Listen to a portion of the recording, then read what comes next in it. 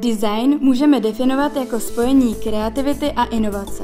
Formuje myšlenky tak, aby se návrh stal pro uživatele praktickým a přitažlivým. Design může být popsán jako kreativita dotažená do jasného a konečného výsledku. Design je všude okolo nás, protože jeho výsledky jsou viditelné okem. Vše, co kdy člověk vytvořil, bylo nějakým způsobem navrženo.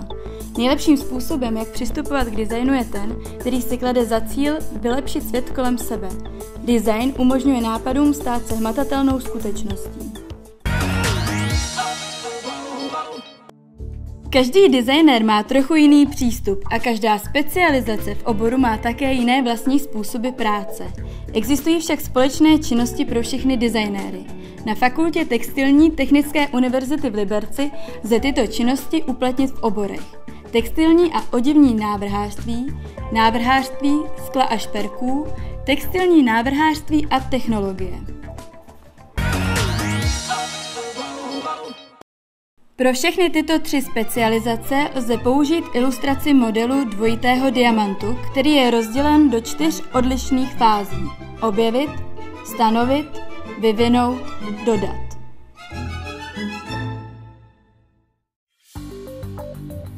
Fáze první – objevit. První čtvrtina modelu dvojitého diamantu zahrnuje začátek projektu.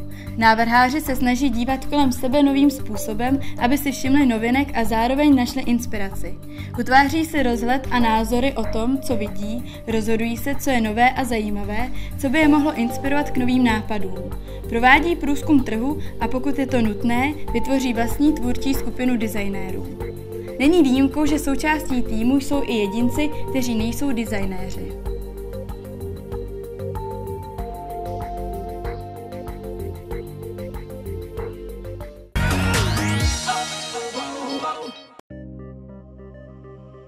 Fáze druhá – stanovit. Druhá čtvrtina zastupuje období definice. Návrhář si ustanoví všechny možnosti nalézané v první fázi objevování. Pokládá si otázky typu, co je důležitější, čím by měl začít. Cílem je vytvořit zcela zřetelný tvůrčí rámec, který bude ohraničovat základ návrhu, vybízející k jeho organizaci. V tomto období se musí návrhář zaměřit na metody vývoje, řízení a uskutečnění projektu. Návrháři nemyslí pouze na to, jak převést své nápady do hmatatelné podoby, ale myslí přímo skrze svoji tvorbu.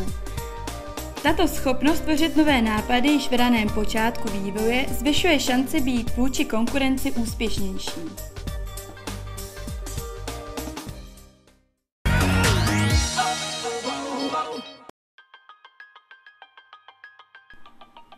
Fáze třetí – vyvinout. Třetí čtvrtina označuje období vývoje, kdy jsou vytvořena řešení, prototypy, zkoušky a iterace.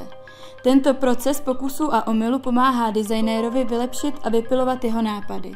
V tomto období se často využívá metody brainstorming a rozvíjí se mezioborová spolupráce.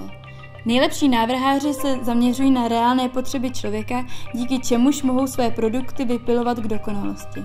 Design má tak částečnou schopnost věci zjednodušovat. Cokoliv, co je příliš složité k pochopení nebo ovládání, je brzy odhaleno. Možná proto se zdá opravdu dobrý návrh tak jasným, jak se na počátku zdá.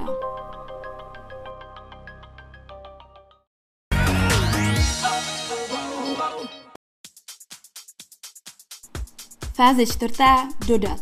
Poslední čtvrtina modelu dvojitého diamantu je období dodání, kde je nabídnut výsledný produkt ve finální podobě. V tomto období dochází k závěrečnému testování a schvalování. Výsledek projektu je prezentován s cílem získat hodnocení a zpětnou vazbu. Tvůrčí proces je komplikovaný a je složité ho jednoduše vysvětlit. Model dvojitého diamantu se alespoň trochu snaží rozkrýt záhady v tomto složitém procesu a shodne se na něm většina světových odborníků.